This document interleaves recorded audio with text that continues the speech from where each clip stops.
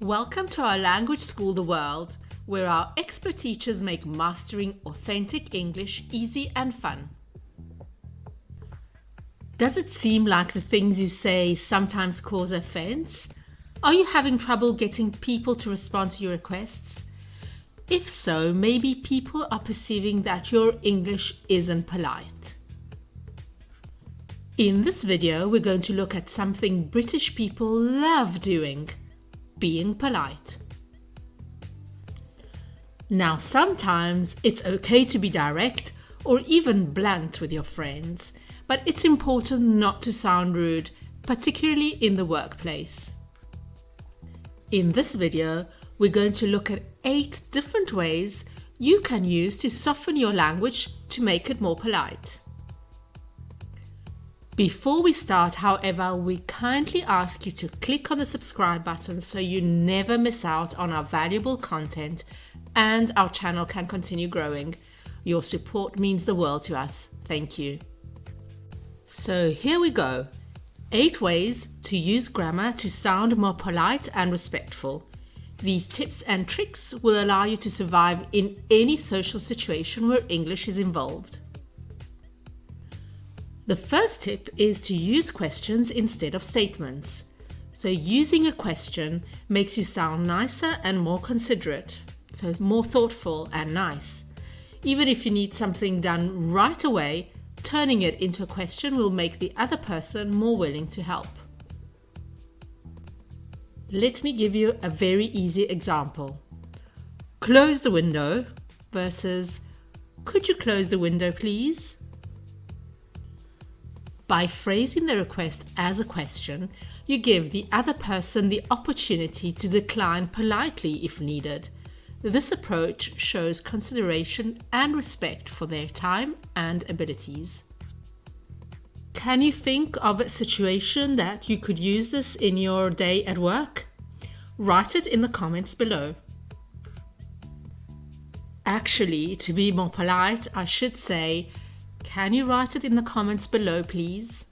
We will be glad to give you feedback. Number 2 is use common polite phrases. As you study English, and especially if you immerse yourself in English, you will learn more common phrases that people use to be polite. Here are a few phrases you might use in a formal environment. These are great for when problems arise and you need a tactful, not rude way to address the situation. These phrases are recognized as being polite while still getting the point across. Instead of saying, "I already told you this," think about saying, "As I mentioned previously." Instead of saying, "This is wrong," you could say, "This could use some improvement."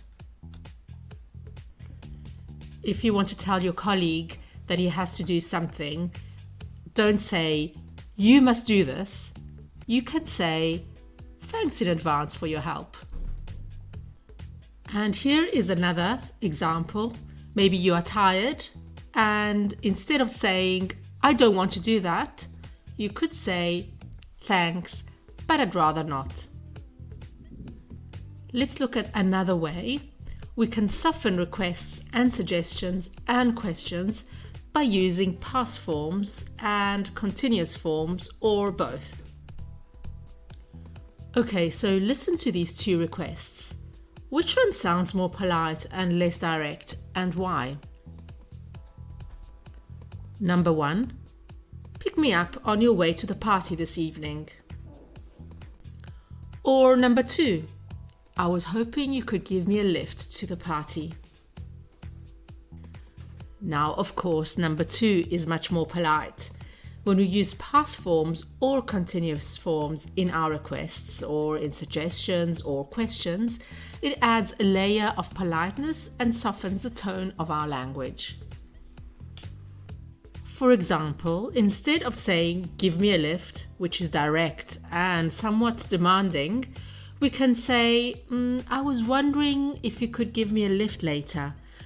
By using could and the continuous form, we make the request sound more polite and considerate. When you're using verbs like want or need, it's more polite to use the past tense than the present tense. So instead of, do you want more coffee? You could say, did you want any more coffee?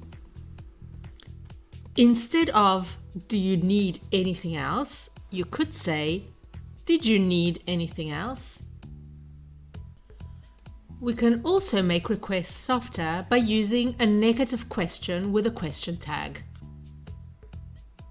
So instead of, can you give me a lift? Or I was wondering if you could give me a lift. Another option is, you couldn't give me a lift later, could you? Or, I don't suppose you could pick me up tonight, could you? If you don't know what a question tag is or how to use it, please watch out for our upcoming video and don't forget to subscribe to our channel so you don't miss it. Now, when you are expressing opinions, it's often helpful to soften the tone to avoid sounding too direct or confrontational. And one way to achieve this is by using verbs such as reckon, guess, or feel. Okay, listen to these two opinions. Which do you think sounds less direct and more polite?